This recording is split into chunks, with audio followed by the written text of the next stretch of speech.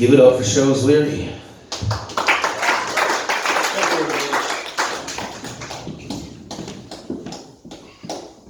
The Footless Girls of Camp C. This occurred in April of 1976. The two stories I'm going to talk about tonight are spread out to 3 chapters, so there's a little bit of jumping around going on, so just, who cares, be cool with it. Wrestling an elephant. I scan the center of the village street. I hear a wood-on-wood squeak thunk coming from the other end of the village. The police station door swings open violently. Out steps the biggest human I have ever seen, other than maybe Andre the Giant. I raise the monocular. This guy is huge, at least 7 feet tall. He must weigh 400 pounds. He has to duck out of the door opening. When he straightens up, I can see more detail. The man has scraggly, mid-length black hair. The shirt has struggled and failed trying to tuck into his tent-sized pants. It hangs over his gut. It is not buttoned. I can see a glimpse of a white t-shirt as he turns in my direction, plodding like a rhino down the street, past his car toward me. A word I recall from high school fits, Neanderthal. At 05:55, Smitty crawls to the side of the public building and then makes his way to the car. I give Robinson a boost by letting him climb on my bent over back to get on the roof above the back of the police station door.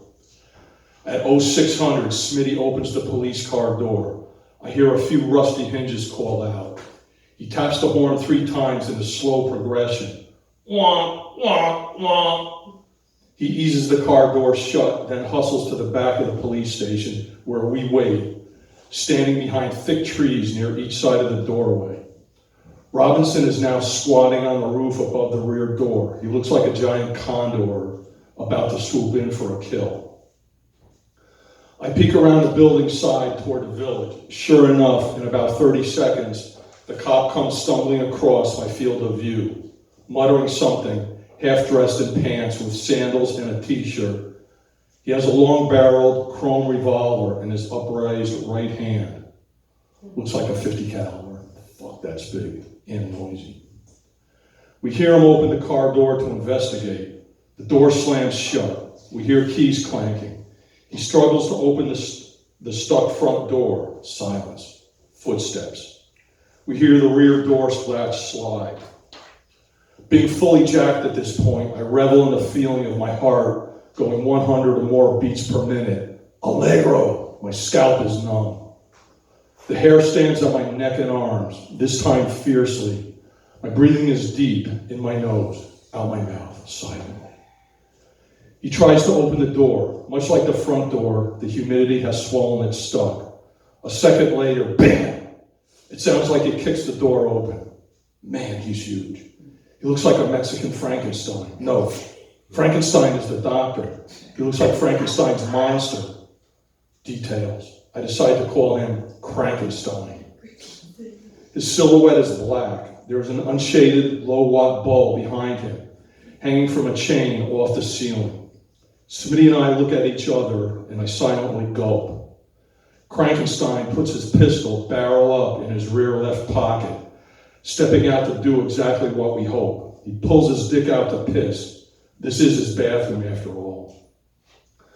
Robinson springs from the roof behind the policeman and lands with his legs wrapped around the cop's head, chicken fight style. They lean but do not fall. Robinson's hands are clamped like a vice over the guy's mouth while he is pulling the fat head backward. Smitty and I leap from behind the trees. Robinson has a chokehold while holding on like a bronco rider as the cop comes to his senses to realize what is happening. Smitty goes for his left leg while getting piss on his chest. I take the right. We try bulldogging him to the ground, hoping to pin him on his stomach and grind his face into the dirt while Robinson keeps the chokehold on his neck. I have the huge plastic bag ready, sticking out of the top of my vest. I wriggle it over his head while Robinson helps, while at the same time wrapping my legs around his right leg and trying to trip him to the ground. The bag barely fits. Still, I get it down to his neck. He squirms and jerks, trying to get us off him. The bag sucks into his mouth. His eyes are bugging from fear. This is the moment before he resigns himself to what is coming. He can't stop this. Smitty and I are now holding onto his arms with ours so he cannot poke a hole in the bag at his mouth. Fortunately for us, his dick is back in his pants, wetting them. In the meantime, our legs are still wrapped around his. We are dragging and digging our boots into the soft ground for balance. His hands are trying to grab at something in his front pocket. Moments later, I feel a searing tear in my stomach, lower right side. I look down quickly. I can see blood flooding onto the top of my pants, below the bottom of my vest. The blood is dripping onto the top of my too tight belt, getting down the inside of my pants. The tightness of the belt prevents the knife from going any lower. How lucky is that? Yeah! I squeak, gasping. I see his right hand girding for another strike to my gut. I pirouette from him as his knife-gripped hand flies by my groin.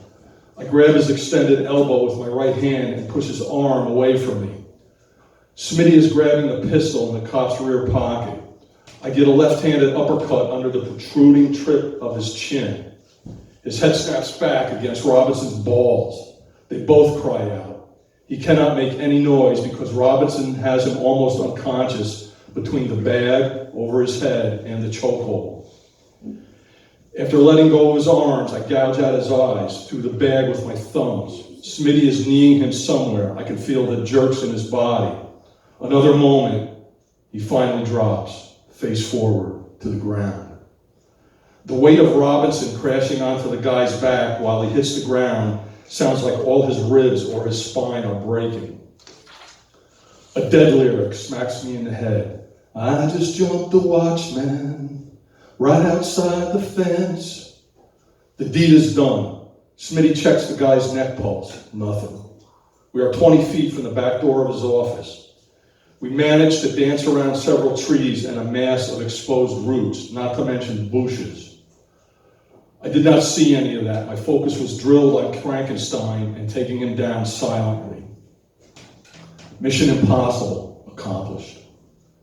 He has a 4-inch long blue anodized aluminum fastback knife in his hand, and that's my fucking blood. The three of us look at each other and grin. Smitty, still breathing hard, face scars turning deep pink, whispers, "That's like wrestling an elephant. Effin G, you okay?" Peeling back my vest and loosening my belt, I'm not happy. Sure enough, he got me. A nice 4-inch slice running at an angle up the right side of my stomach, on top of the short scar I already had from my appendix removal. The skin has peeled back, revealing a layer of fat I did not realize was there. The cut is deep. I'm grateful for that bit of luck. The blood is pulsing at a slow rate. There is nothing with me to compress the wound. It's not deep. I speak at the highest level possible for a whisper. I'm okay, really, I think. Oh, look, the belt is notched where the blade sliced. I don't think the wound is fatal. I'm not even going into shock.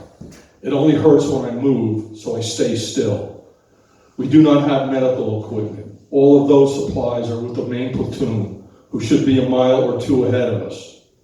Smitty helps me take my shirt out of the back of my vest. Using it as a compress, he ties it tightly around my stomach with leather cordage and my bootlaces.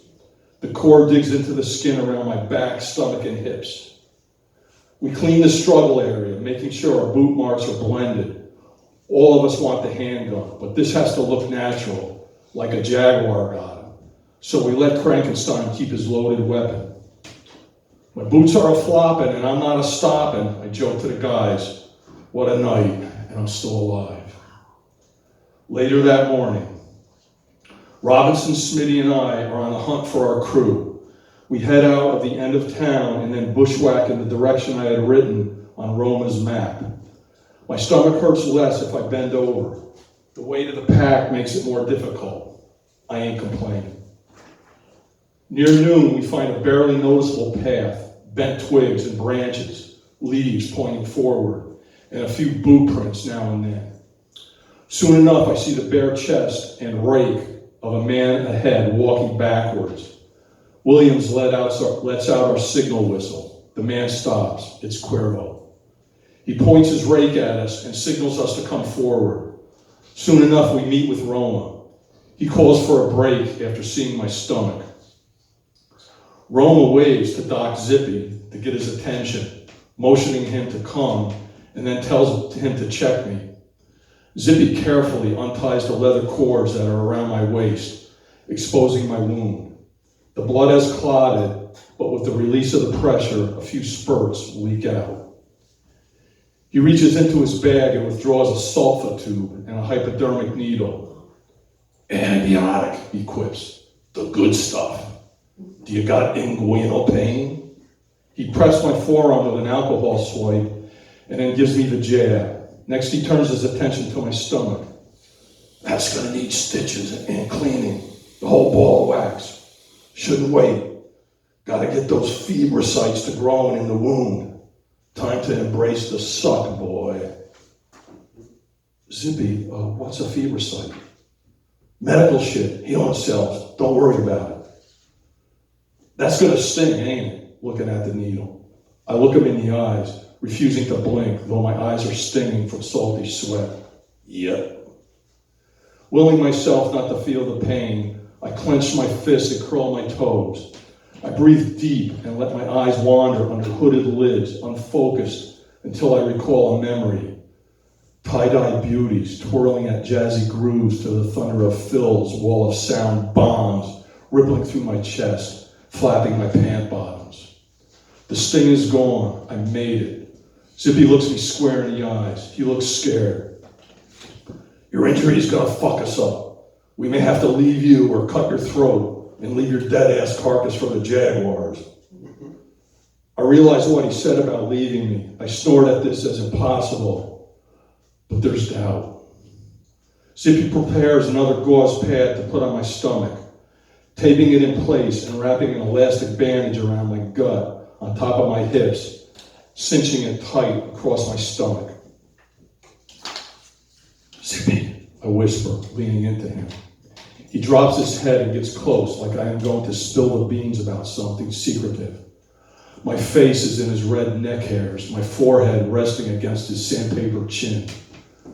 Could you please clean my glasses? There's blood and sweat all over them, but no tears. Zippy pulls back, smiling, to do that kind gesture for me. As he stretches the glasses cord around my skull, he whispers, "Here you go, Papa Lewy." Silently, I am beaming. Several men have called me this. I finally have a military nickname, Papa Lewy. The irony that I am the youngest man here sinks in. I'm no longer the fucking new guy. I might die today and I'm in some kind of pain, but now I'm the happiest man in the world, or at least in this jungle. Roma jumps in. Dude, brush your teeth as soon as you can. Zippy butts in. Let me juice Leary on the morphine, so he's doped up worser than he usually is when we get to the camp. I need to clean that wound and stitch him up. He's gonna need a lot of M, and he'll have to rest afterwards, because he's gonna be stupefied. I'm surprised he didn't syncope. Tough man we got here. A lot of guys faint when they get stabbed or shot the first few times. I think you'll be able to walk by tomorrow. I speak out, maybe too loud. Fucking right, I'm gonna walk out of here. No one laughs. I wonder if they are downplaying my condition. Maybe I'm messed up, really fucked, and I don't realize it. Roma will not look me in the eyes. Jimmy John is glancing away. Only Zippy has the grit. He says, "Come on, they're busting your balls. This ain't no thing. It's minor surgery. I've done it a lot." He inspects a pre-made morphine tartrate shot he unwraps from a yellow cardboard tube with the name Squib on it.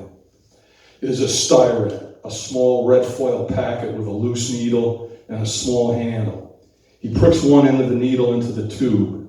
Next, he jabs the other end at an angle into my stomach muscle near the knife wound.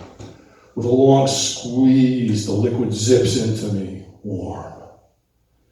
He takes the pad edge back over the wound, smiling at me. Those missing teeth, I wonder where they went. No choice, put your shirt on, backwards. The back's cleaner, barely.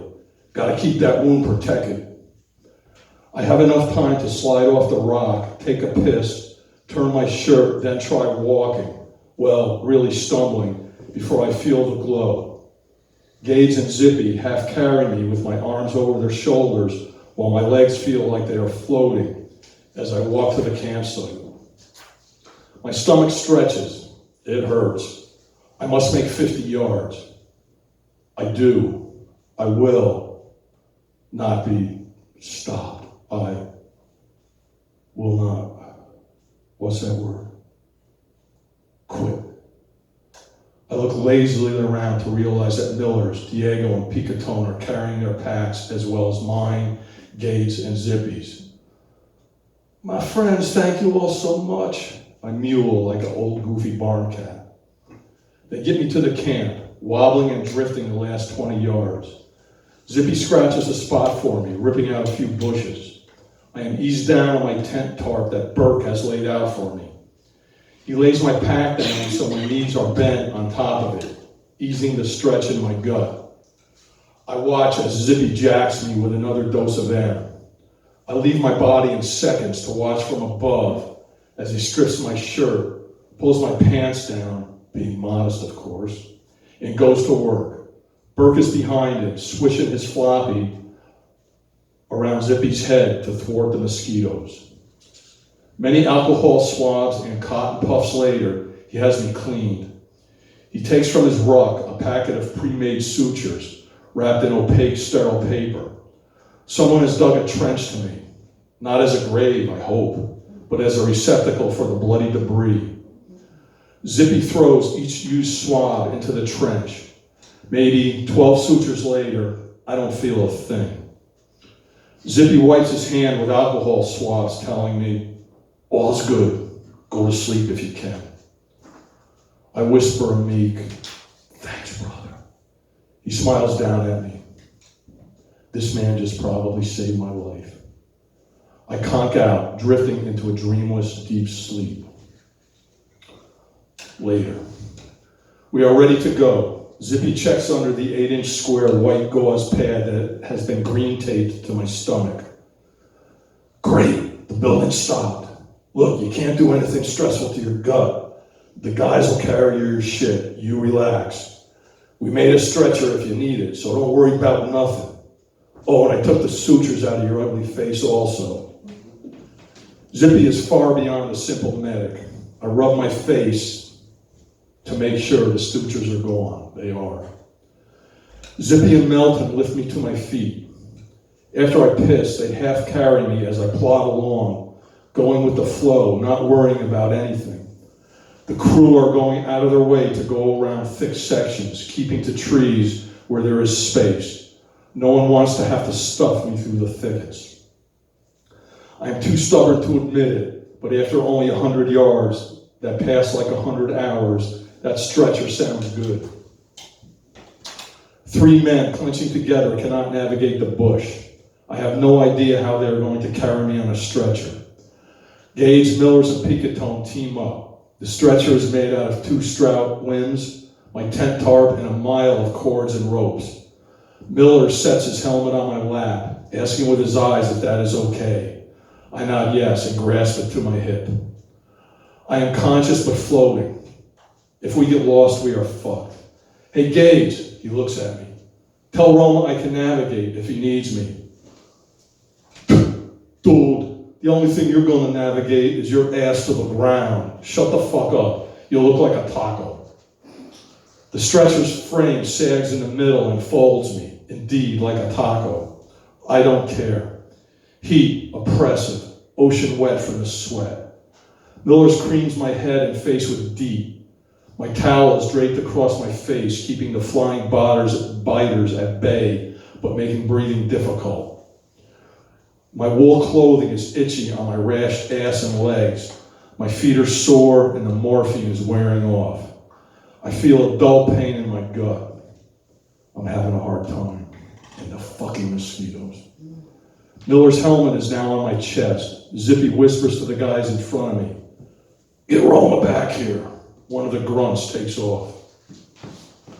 Zippy explains to Roma, we gotta carry this sack of shit. Gonna slow us down. Roma looks at me directly in the eyes, then says sternly, well, let's just leave him here. He pauses as it sinks into my head that this might be it for me. I see the tip of a K-bar come into view. A tense moment passes. I'm defenseless. They're gonna kill me and bury me. Not without a fight. I'm sunk.